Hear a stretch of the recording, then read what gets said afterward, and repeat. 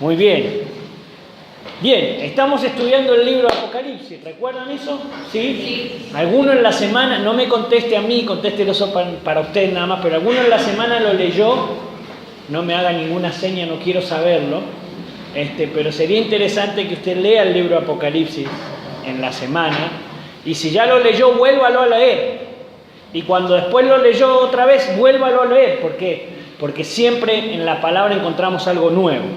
Usted va a notar que a medida que va al libro de Apocalipsis, va a encontrar cosas nuevas, ¿sí? Entonces, si usted quiere escuchar el mensaje del domingo pasado, ya está en internet, en YouTube, pone Pastor Gustavo Prieto y sale ahí el libro de Apocalipsis y está el mensaje del domingo pasado. Y dijimos el domingo pasado, estamos estudiando ¿qué? Al Señor Jesús en el libro de Apocalipsis. Y quiero que juntos encontremos a este Jesús que está en el libro de Apocalipsis, porque como dije en el mensaje anterior, no es el mismo Jesús que está parado en Mateo, Marcos, Lucas o Juan. No es el mismo Cristo, porque el Cristo que ahora está a favor de la iglesia es aquel Cristo que murió y resucitó y ahora está listo para batallar por usted y por mí. El Jesús que está en los evangelios es el Jesús que vivió bajo el antiguo pacto, ¿sí? Si usted quiere entender un poco más de esto, ahí en YouTube también hay uno que se llama sobre el Espíritu Santo, lo prediqué acá creo, y hablamos, claro, cuando hablamos sobre el Espíritu Santo, yo dije ahí en ese mensaje, Jesús vivió bajo el antiguo pacto, cumplió con las leyes del antiguo pacto, pero Él se ofreció como el Cordero que fue inmolado, ¿sí? El Cordero que fue inmolado y que ha venido ahora para salvar. Y luego de eso, de lo que el Señor Jesús hizo, nace una nueva forma de llegar a Dios, que es solamente a través de Cristo Jesús. Y ese Cristo Jesús es entonces el que encontramos en el libro Apocalipsis y el que nos hace ser la iglesia que hoy somos. ¿Por qué? Yo les dije, el libro Apocalipsis se resume en una frase. ¿Quién se acuerda de esa frase? ¿Cuál es la frase? Jesús vence. Jesús vence, Cristo venció. Entonces lo que encontramos es aquel Cristo parado frente a Juan, que le dice, yo soy el que ha vencido. Y es el Cristo que hoy pelea por usted y por mí. Bueno que escuché un solo amén. Pero bien, es el Cristo que pelea hoy por usted y por mí. Y absolutamente nada nos puede pasar. ¿Por qué? Porque Cristo es quien pelea a favor nuestro. Y si algo nos pasara a través de lo que nosotros conocemos que nos va bien o mal, sabemos que Él está permitiendo eso para nuestro bien. ¿Amén? Entonces, ese es el Cristo que vamos a seguir estudiando hoy en este mensaje. Así que abra el libro de Apocalipsis. Si trajo para anotar, yo no traje el cover que había prometido a Brenda, pero bueno, ¿qué va a hacer? Acá estamos. Ella va a ir tratar de ir copiando ahí muy bueno lo que hizo el domingo pasado, ¿sí? Apocalipsis capítulo 1. Vamos a leer entonces del versículo 9 al versículo 20. Y entonces ya terminamos el capítulo 1. ¿Le parece? ¿Sí? Lo tiene ahí. Yo, Juan, vuestro hermano y copartícipe vuestro en la tribulación, en el reino y en la paciencia de Jesucristo, estaba en la isla llamada Patmos por causa de la palabra de Dios y el testimonio de Jesucristo.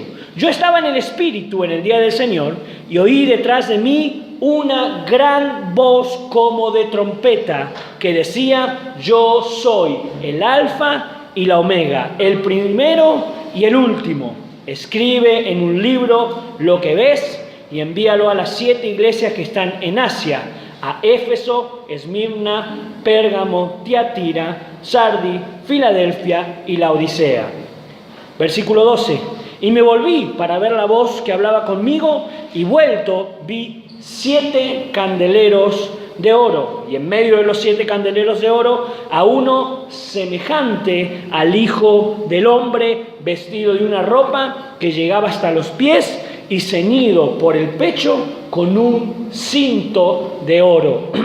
Y en medio de las 7 candeleros a uno semejante al Hijo del Hombre, vestido de una ropa que llegaba hasta los pies y ceñido por el pecho con un cinto de oro. Y su cabeza y sus cabellos eran blancos como blanca lana, como nieve, sus ojos como llamas de fuego, y sus pies semejante al bronce bruñido, refulgente como en un horno, y su voz como estruendo de muchas aguas.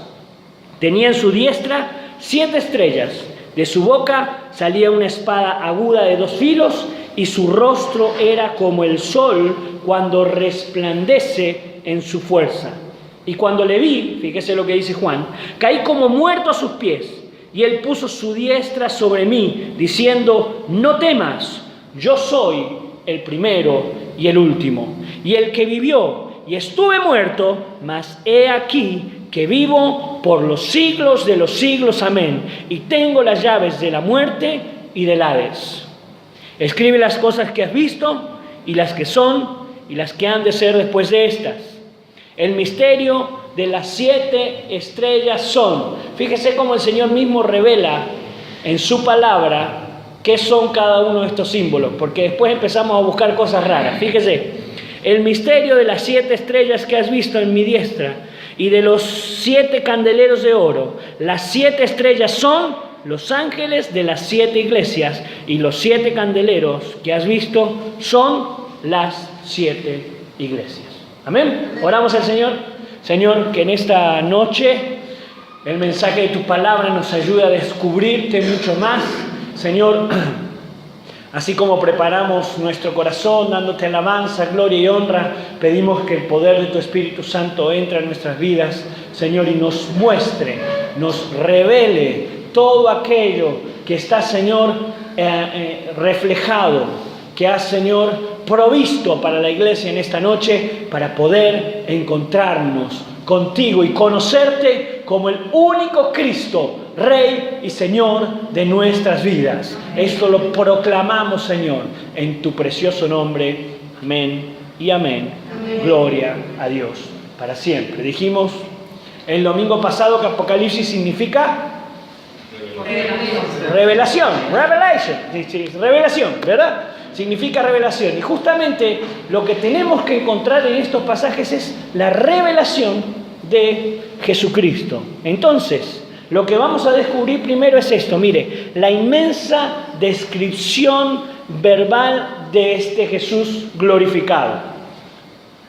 Pone primero ahí, primero, algunos datos importantes de esta visión que nosotros podemos encontrar mientras estamos leyendo el libro de Apocalipsis.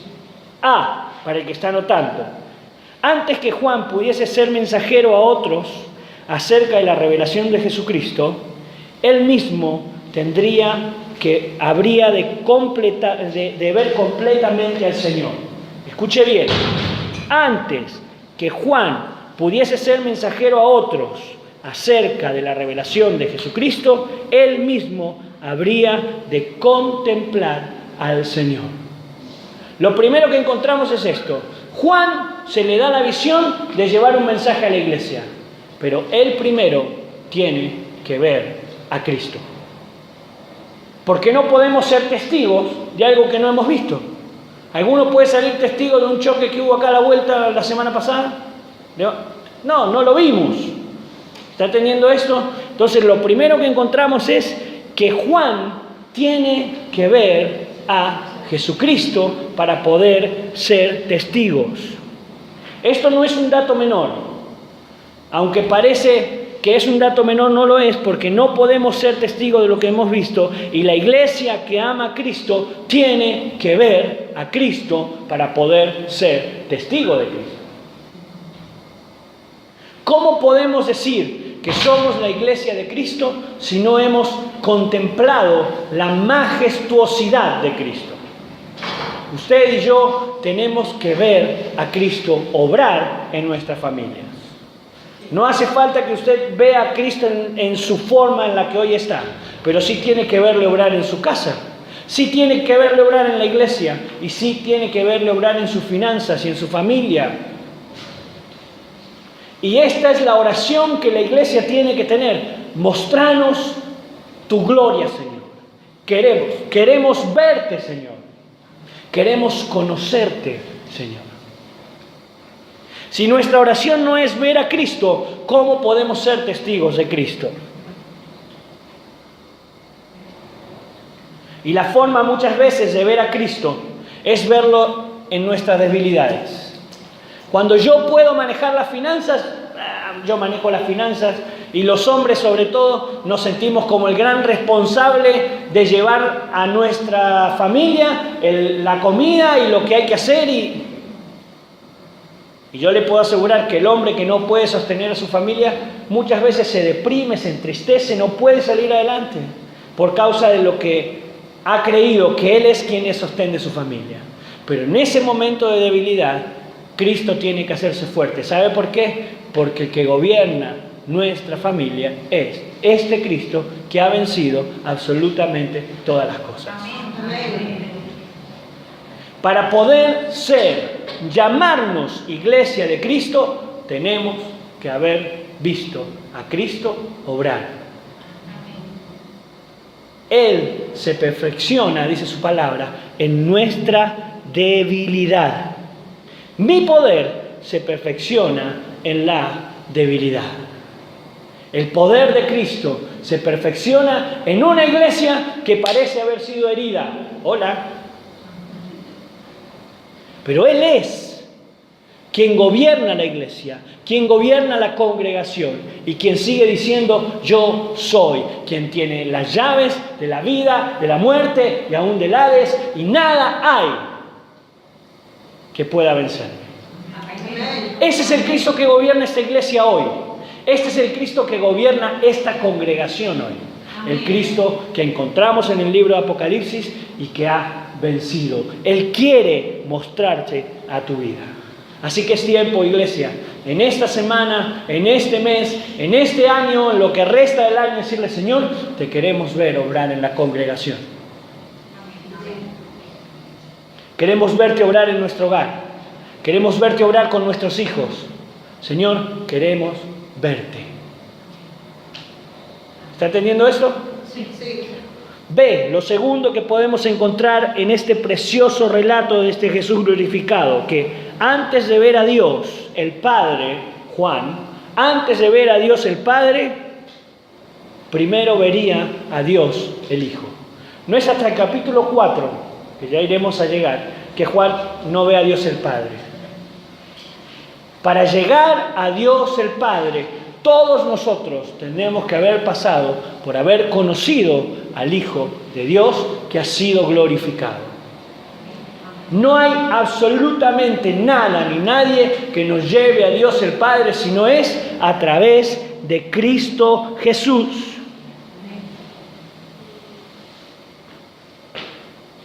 Ustedes y yo, iglesia, tenemos que desear que Cristo Jesús sea parte de nuestra vida. ¿Por qué? Si el Señor Jesús es parte de nuestra vida, entonces podemos ver a Dios y en Él están todas las cosas. Él nos conoce desde antes de la fundación del mundo y Él quiere traer bendición sobre nuestra familia. ¿En nuestra casa se ve a Cristo? ¿Se refleja a Cristo? ¿Nuestros hijos ven a Cristo? Cuando te ven, padres, madres, tutores, cuando aquellos a los que representamos y cuidamos nos ven, ¿ven a Cristo? Qué pregunta, ¿no? Tenemos que desear nosotros ver a Cristo, porque si vemos a Cristo somos transformados en Él. Y eso es lo que nuestros hijos tienen que ver de nosotros. Nuestros compañeros de trabajo tienen que ver a Cristo en nosotros. Nuestros vecinos tienen que ver a Cristo en nosotros. ¿Está entendiendo? Cristo tiene que ser el que se haga presente. La tercera cosa que encontramos es el Espíritu Santo. Es el Espíritu Santo quien revela. Es el Espíritu Santo quien revela a Jesús. Versículo 10.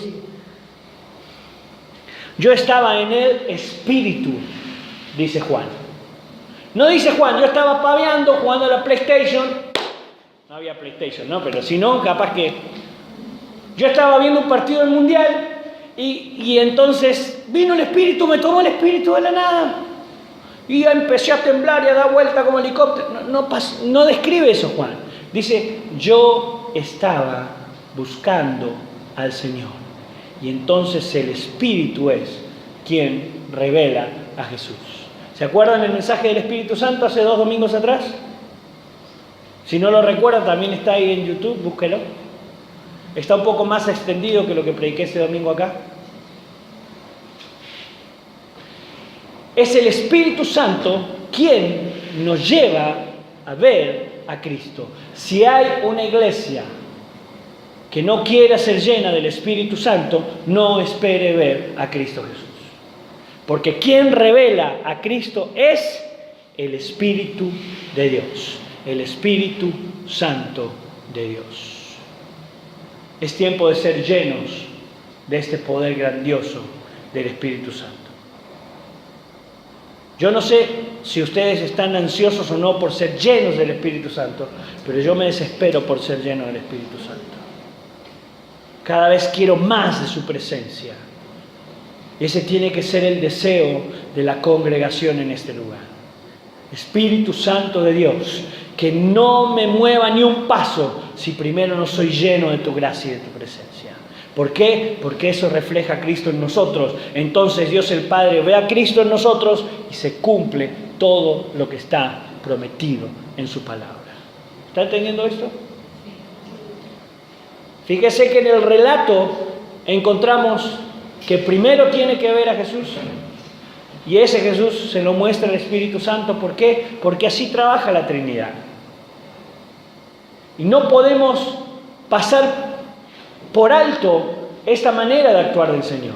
No podemos llegar a Dios a través de los santos o de las estampitas, porque absolutamente nada de eso nos lleva a Dios. Ni siquiera podemos conocer a Jesucristo si no le damos la oportunidad al Espíritu Santo de decirle en esta noche: Espíritu Santo de Dios, revelame a Cristo Jesús. Llenate del Señor Jesús. Pone ahí, Brenda. Esta visión le fue dada en su soledad. Escuche bien esto, porque Juan estaba siendo preso. Estaba preso en la isla de Patmos, estaba aislado. A pesar de todo, él seguía buscando al Señor. Y es más, las cartas que él escribió llegaban a otros. Pero sin embargo, él estaba solo buscando al Señor. Cuando te sientas solo, quiero que sepas algo. No estás solo, el Señor está con vos.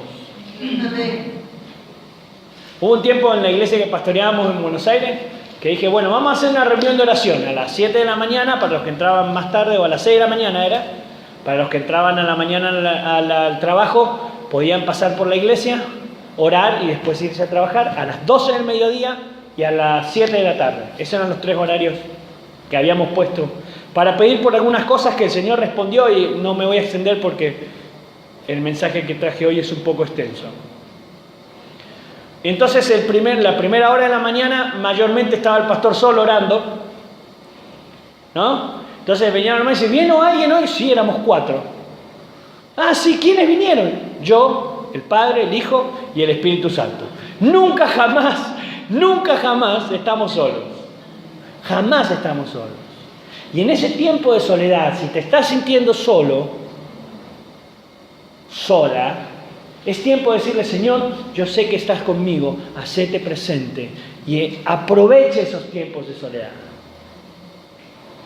Porque Dios habla de manera distinta en la soledad. Y decirle, Señor, quiero que me muestres tu paz, tu gozo. Quiero que te reveles, Señor, a mi vida. Ni un solo amén escuché, pero yo voy a entender que vi varias cabecitas que decían que sí, entiendo que es un amén. Es tiempo de decirle al Señor que se revele, amén. Amén. Otra cosa, de este relato precioso verbal de Jesús glorificado, fue dado a uno que estaba padeciendo por causa de Cristo. ¿Te vas a acordar de todo eso? Qué fantástica que es para escribir. Escuchá, fue dada a uno que estaba padeciendo por causa de Cristo.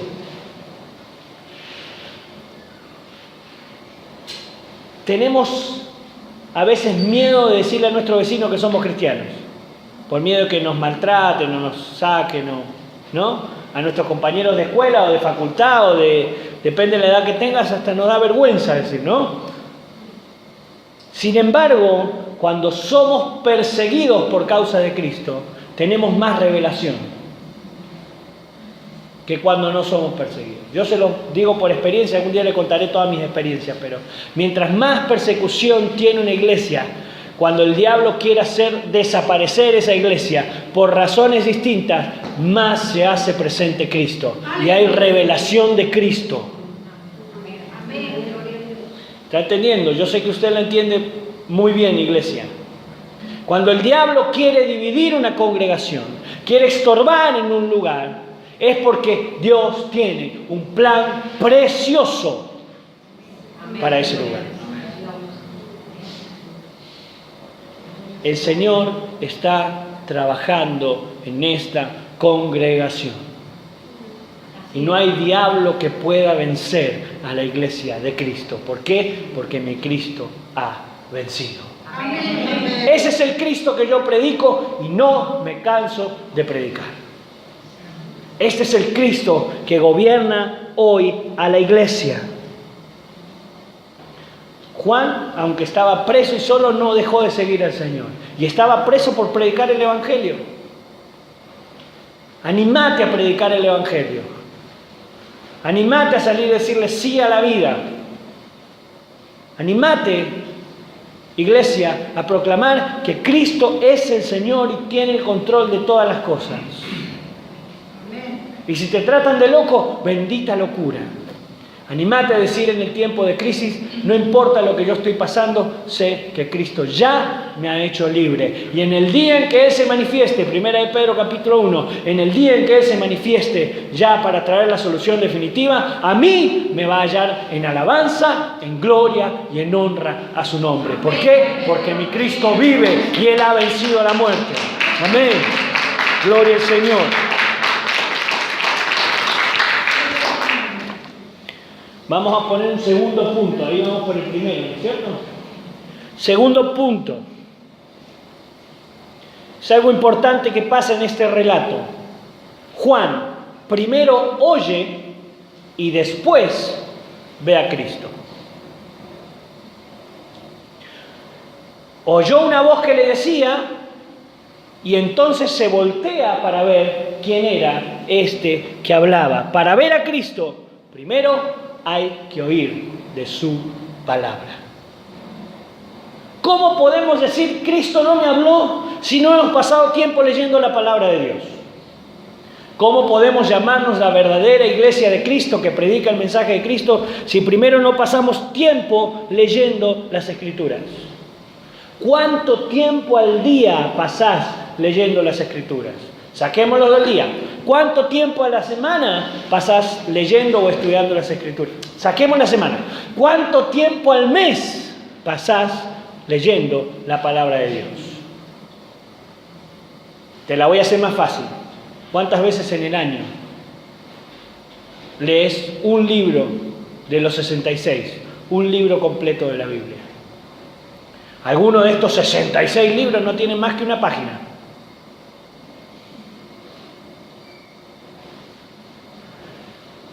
¿Cuántos quieren escuchar la voz de Dios? Aquellos que quieren escuchar la voz de Dios, empiecen a buscarla en su palabra. Porque primero viene la voz de Dios y luego vemos a Cristo obrar en nuestras vidas. Esta tiene que ser una congregación que se caracterice por leer la palabra de Dios más que el diario, más que el Facebook. Sí, te estoy mirando a vos. Bueno, más que el Facebook,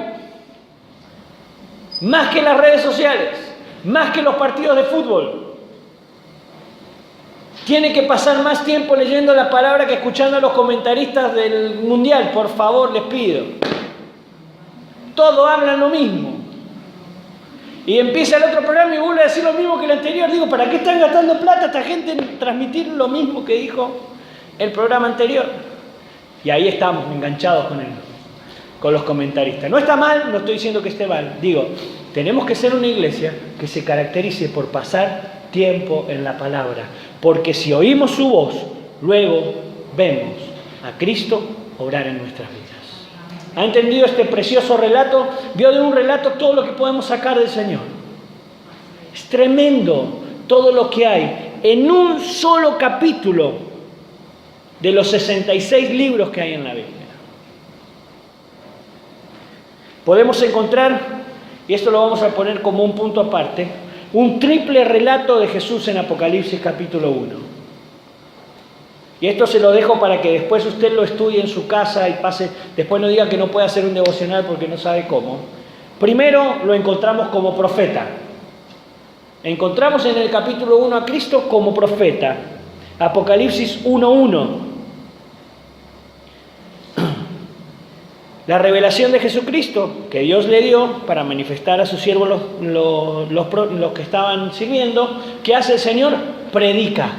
¿Sí? El profeta no es el que se para en una iglesia y dice: dijo el Señor que vas a tener 3 casas, 2 autos y 8 esposas, porque el Señor te grita. El que profetiza es aquel que conoce la palabra, y eso es lo que Jesús hace. A partir de ahora el Señor se convierte en profeta y predica, dice: cuéntenle a mis siervos lo que está pasando en este lugar. Predica lo que Dios está haciendo. Segundo, lo vemos como sacerdote, capítulo 1, versículo 13. Sus vestiduras llegan hasta los pies. Ese símbolo sacerdotal de Cristo. Y es muy importante este símbolo. No tenemos tiempo para dedicarnos a esto, pero es muy importante el símbolo de Cristo como sacerdote. Y lo tercero es, Él es rey. Lo encontramos en este versículo 13 también, con su cinto dorado cruzando su pecho, símbolo de que es el que reina. Él es rey y sacerdote. Trabaja en nuestra vida espiritual y también en todo lo demás. Él es Rey de Reyes y Señor de Señores. No hay nada que pueda tocarnos cuando Cristo se hace presente. Este es el Cristo, iglesia, que nosotros hoy tenemos. Este es el Jesús al que venimos domingo tras domingo a adorar. Este es el Jesús que te dice todos los días: búscame en el día de la angustia porque yo me voy a revelar. Este es el Cristo que adoramos. Él es Rey, sacerdote y profeta en nuestras vidas. ¿Está entendiendo este concepto? ¿No se perdió todavía? ¿No se durmió?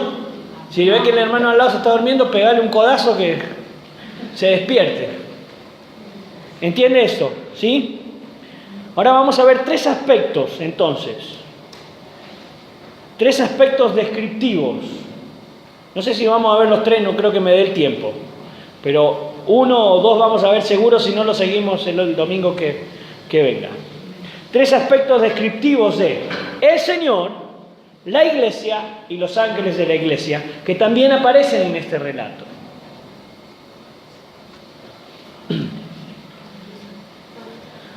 Lo que conocemos del Señor, vamos a ver entonces lo del Señor, ¿sí?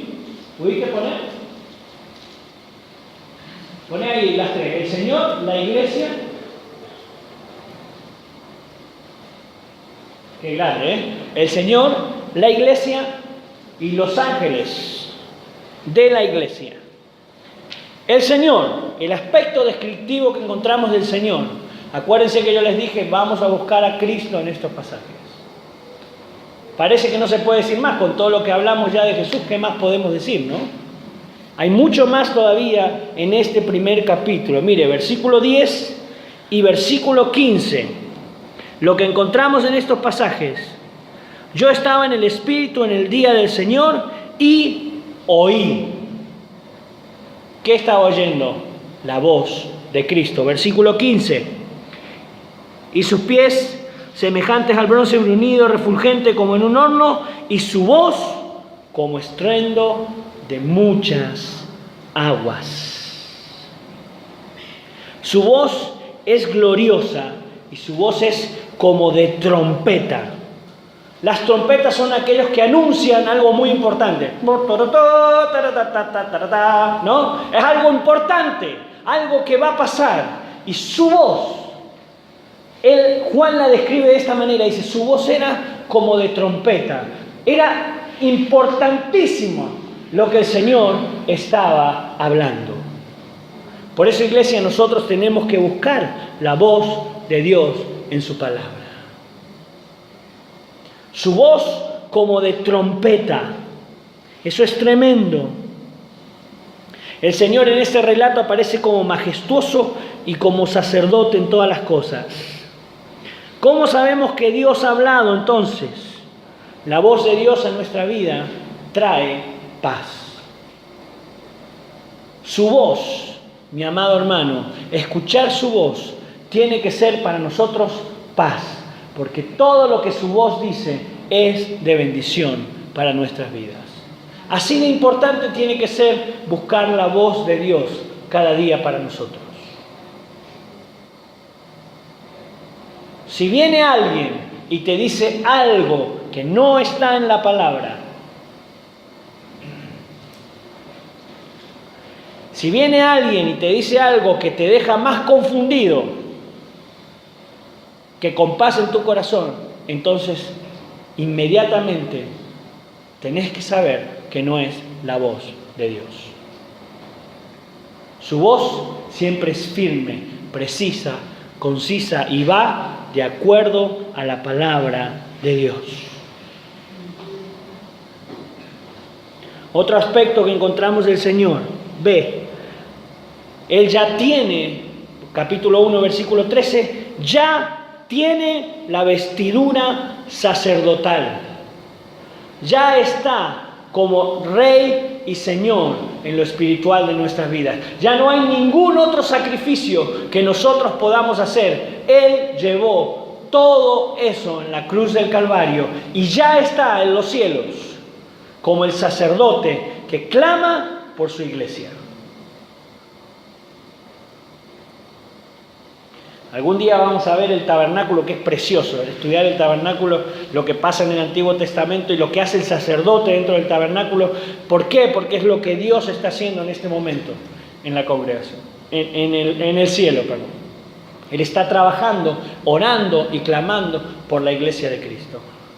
Cuando Él dice, me voy al cielo para preparar muchas moradas para ustedes, dice, muchas moradas hay, es necesario que yo vaya. No es que el Señor está construyendo casas. Él no está construyendo casas. Las casas ya están ahí, las moradas ya están ahí. Él está preparando el lugar en lo espiritual para buscar al Señor. ¿Está entendiendo este concepto?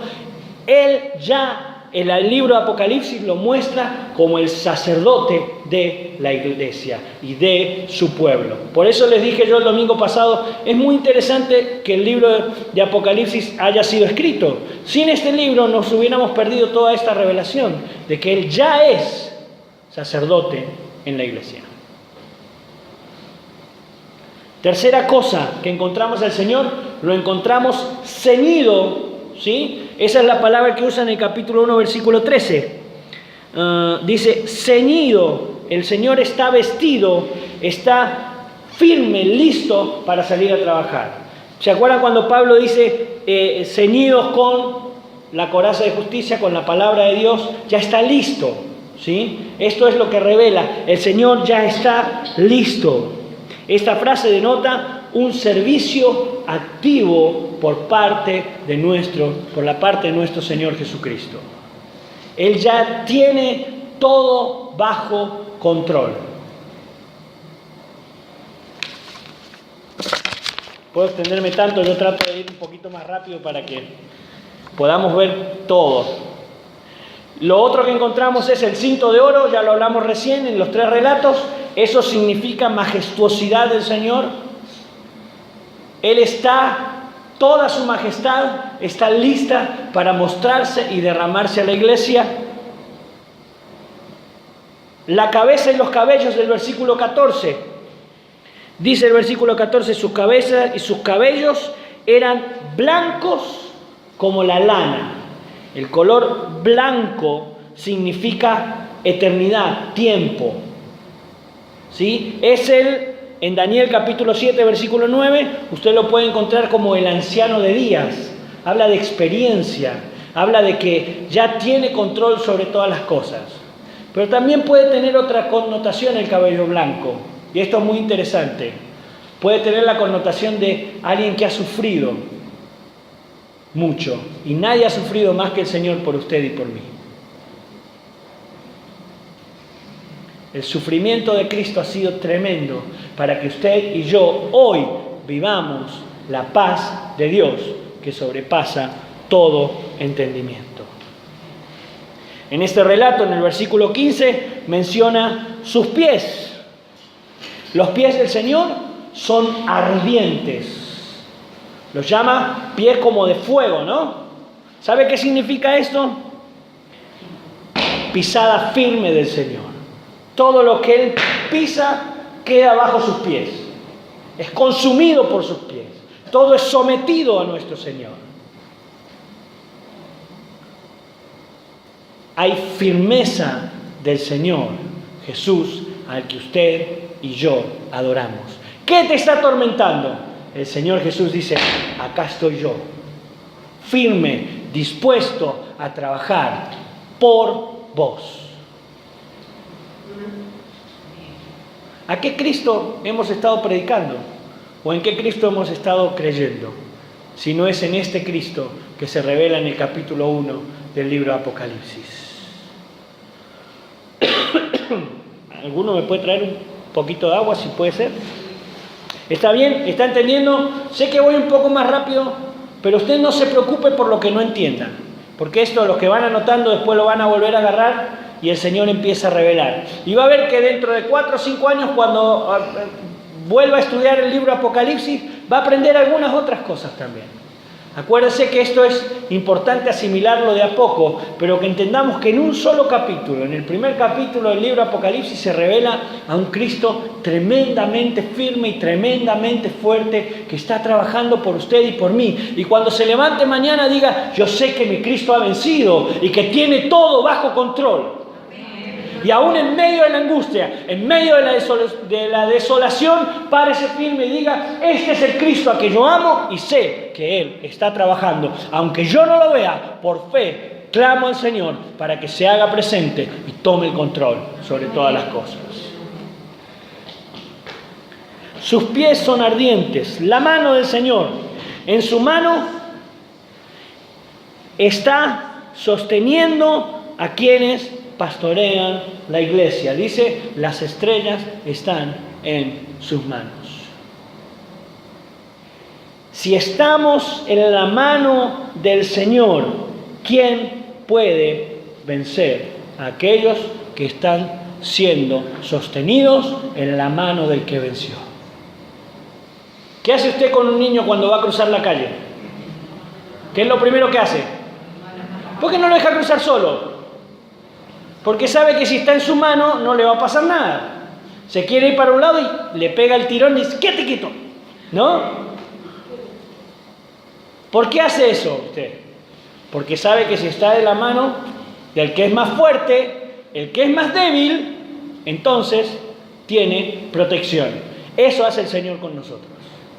Él nos tiene en su mano. El que es fuerte y poderoso nos tiene en su mano. Muchas gracias, hermano. Decirle al que está al lado tuyo, el Señor te tiene en su mano, ¿no? Esto es importantísimo, iglesia.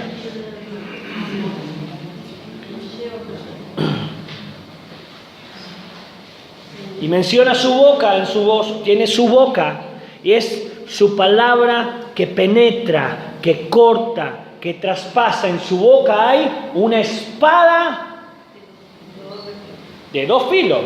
No es que de un lado usted puede cortar, de los 2 lados puede cortar. Esa es la boca del Señor, y cuando abre su boca, todo lo que Él quiera hacer se hace. Porque Él es el que tiene el dominio y el control sobre todas las cosas. Esto es entonces lo que conocemos del Señor, del Señor a través de este relato. Y quiero que pongas ahí el punto número 2. Lo que conocemos del Señor por medio de sus títulos en este relato. Mire todo lo que podemos sacar de un solo capítulo de la palabra. Si la iglesia estudiara la palabra de Dios, entendería que el Cristo que adoramos es mucho más grande que lo que nosotros estamos imaginando. Ese es el Cristo que hoy está en medio de la iglesia. Ese es el Cristo que está hoy en medio nuestro. Lo que conocemos del Señor por medio de sus títulos. Uno le llama Jesucristo. Jesús, el Cristo. Cristo significa el ungido, el que tiene el poder del Señor. Cuando usted escuche en algún lugar, viene el ungido del Señor que... No, olvídese. El ungido es Cristo. Y nosotros tenemos a Cristo. Pero el ungido es Él, en nosotros. ¿Entiende este concepto? Mire qué juego de palabras. Porque cuando decimos viene el ungido, vamos para que ese ungido nos imponga las manos. Yo necesito que aquel que se está manifestando ponga la mano sobre mí para que yo ahora pueda tener la unción que Él tiene. No, yo necesito arrodillarme y decir, Señor, quiero tu unción en mi vida. Y que seas vos el ungido en mi vida. ¿Está entendiendo este concepto? Ahora va a escuchar a los apóstoles por ahí, que los apóstoles dicen, yo soy el que tiene la autoridad sobre usted. ¿De qué me hablas? El ungido es el Señor Jesús. Él es el Cristo. Por medio de sus títulos también en el versículo 5 lo llama el testigo fiel. Escuche este concepto. Él es testigo fiel. Aquí podemos encontrar su fidelidad para nosotros y cada vez que el acusador se presenta delante del Padre, Jesús sale a atestiguar en favor nuestro y dice, ojito, este muchacho es mío, esta muchacha es mía. Nadie puede tocarte porque Él es el testigo fiel frente a Dios el Padre. Y cuando el diablo venga a decirte, pero vos te haces el santito ahora, decirle, mi Cristo es testigo frente al Padre. Y soy libre de cualquier acusación, porque mi Cristo está en este momento trabajando a favor mío. Eso no nos habilita a pecar, porque si pecamos deliberadamente, estamos blasfemando en contra del Espíritu Santo. No nos habilita a pecar, pero sí en esos errores que tenemos, inmediatamente el Señor sale como testigo nuestro y dice, yo morí por Él, yo salgo de testigo por Él. Lo que quieras hacerle a Él, ya lo pagué yo. No hay absolutamente más nadie que sea más grande que el Señor, y esto es muy importante. Espero llegar a ese punto. En el versículo 5 también lo llama el primogénito. Este es un título de dignidad y de honor. En el primogénito recaen todas las cosas. Es heredero sobre todas las cosas. Todo lo que Dios creó le pertenece al Señor Jesucristo. Y el Señor Jesucristo lo comparte con la iglesia. No hay nada que se le escape a nuestro Señor.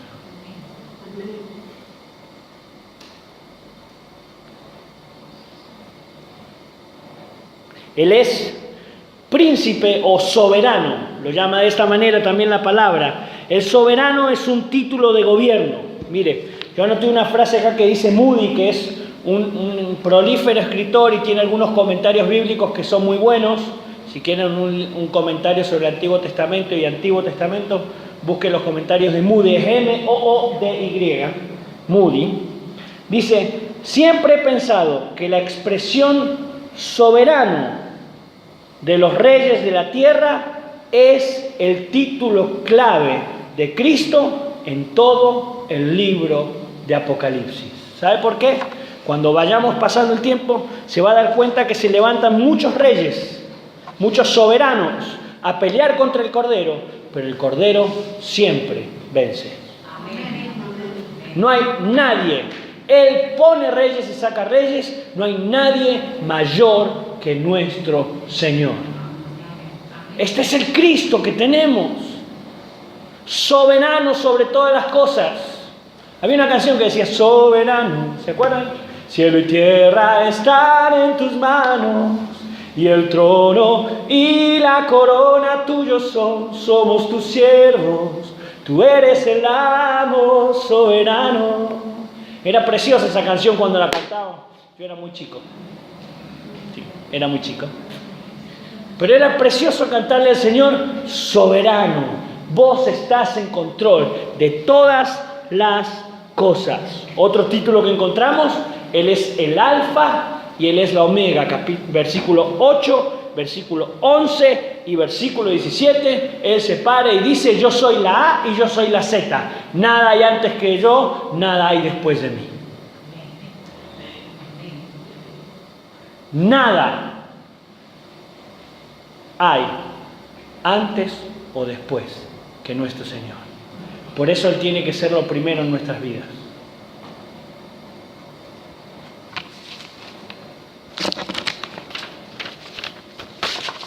Lo otro que encontramos que dice el versículo 8, lo llama el Todopoderoso. Yo no lo leo para que no nos extendamos, después usted búsquelo, ¿sí? El Todopoderoso, ya lo leímos completo al principio. ¿Qué puede derribarnos a nosotros? ¿Qué puede causar temor a nuestras vidas si Él es el Todopoderoso? ¿Cómo no levantarme cada mañana y decir, no importa si el dólar vale 35 pesos, yo sigo creyendo que Dios toma control de mis finanzas y nada me va a faltar a mí? Amén. ¿Qué me importa si el gobierno es de derecha o es de izquierda, si el que maneja mi vida, el que gobierna mi vida se llama Cristo Jesús, que es el que ha vencido? Amén. Y si aún así aprobaran las leyes que van en contra de la palabra de Dios, yo sigo creyendo que Dios sigue en control. Amén. Porque no hay otro que tenga más poder que el Señor Jesucristo. Y si se aprueban leyes que no van de acuerdo a la palabra de Dios, es porque Dios lo ha permitido para seguir encegueciendo la voz de aquellos que no quieren escucharle, y en el día del juicio final tendrán que pagar por esto. Porque Él es el soberano, Él es el todopoderoso, y el versículo 8 también lo llama el que vive. Y esta es la parte más importante de la iglesia. No hay ningún otro libro sagrado que diga que aquel que pertenecía a ese grupo como líder murió y resucitó. El único es la palabra de Dios.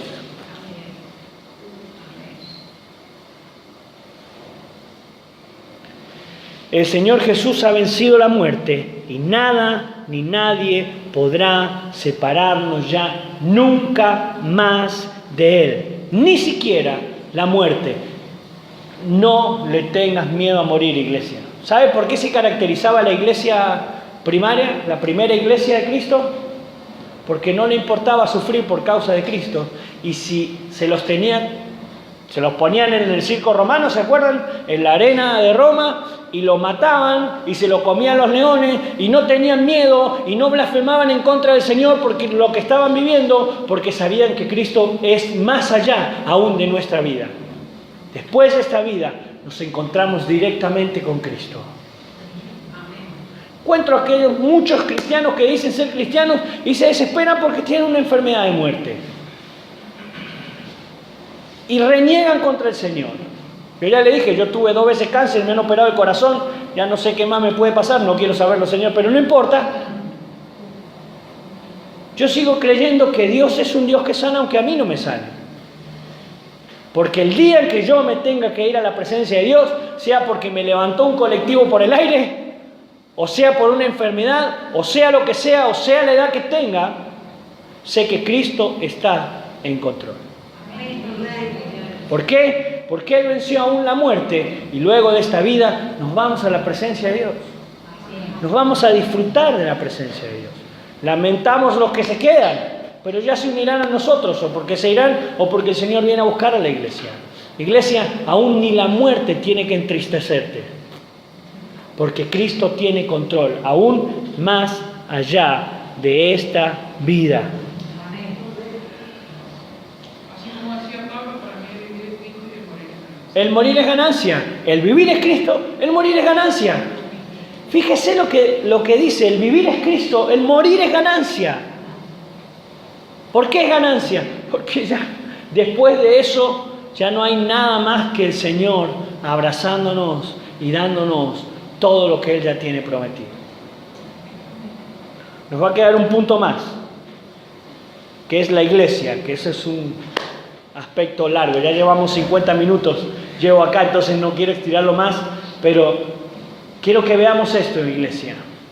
El Señor Jesús es quien tiene todo el control. Y todo es todo. No sé cuál es la crisis tremenda en la que estés pasando hoy. Quiero decirte, este Cristo, el que está plantado en el capítulo 1 del libro de Apocalipsis, el que ha sido revelado, está trabajando con todo su poder para que le veas a Él glorificado. ¿Estás triste? Busca al Señor. ¿Necesitas paz? Busca al Señor. ¿Necesitas sanar tus finanzas? Busca al Señor. Él es el Todopoderoso. Él es el que se muestra con toda gloria. Él es el que se para firme frente a las dificultades. Él es el que te tiene en su mano y te sigue diciendo: sos mi hijo amado en quien tengo complacencia. Te invito a donde estás que cierres tus ojos por un momento.